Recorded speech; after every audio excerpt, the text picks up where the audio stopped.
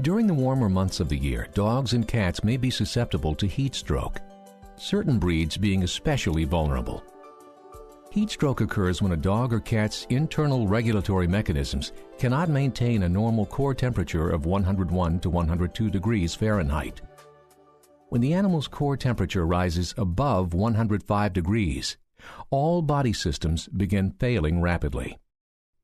This situation is truly an emergency and requires a pet owner's quick intervention to expedite cooling and prevent permanent organ damage or death. Heat stroke can occur in all pets with brachycephalic or pug-nosed breeds, and long-haired animals being especially vulnerable. Obese animals are also more prone to overheating. High humidity during the early warmer months of the year allows heat to transfer through the skin more easily. Leaving a pet in an unventilated automobile is a very common cause of heat stroke. The temperature inside a closed car will reach 102 degrees in 10 minutes on a beautiful 85-degree day. In 30 minutes, the car will reach 120 degrees or more inside.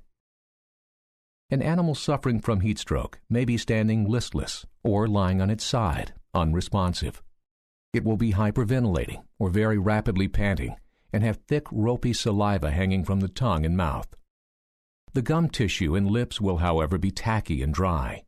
The gum color will be blood red early in the heat stroke and turn gray-blue as shock sets in.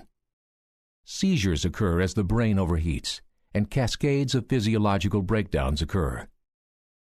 If it is possible to take a rectal temperature, it may read 106 or higher. The pet must be cooled quickly and taken to the veterinarian as soon as possible. It would seem logical that icy cold water would be the best choice to cool the pet rapidly, but it will actually cause capillaries at the surface of the skin to close. The circulation is already compromised during heat stroke, and cooler blood will not return to the core as quickly if very cold water is used. Instead, room temperature water is more effective. Concentrate on the trunk and the head. Do not try to force an animal in heat stroke to drink water. It will only aspirate into the lungs while panting or cause vomiting, which leads to further electrolyte loss. Take a rectal temperature often and stop cooling when the thermometer reads 103 degrees. It will continue to drop. Because the body's regulating mechanisms are not functioning properly, it's very easy to cause hypothermia, a subnormal core temperature, if cooling is continued for too long. Towel the excess water from the coat and allow the pet to air dry. Get the pet to the vet. IV fluid therapy and steps to control shock should be started immediately. Other treatments that may be necessary will depend on the presenting clinical signs, but may include oxygen therapy to improve tissue perfusion of vital organs, antibiotics to prevent sepsis, and electrolyte replacement. It's always better to prevent heat stroke in the first place. Always provide fresh water and shade and moving air if possible to an outdoor pet.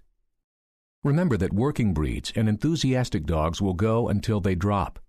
Keep this in mind if jogging with your dog or throwing the frisbee on a warm, humid day. Never leave an animal in an unventilated vehicle for any period of time. Partially rolling down the windows in a car will not provide enough ventilation, so it may be best to leave the pet at home during warm seasons of the year.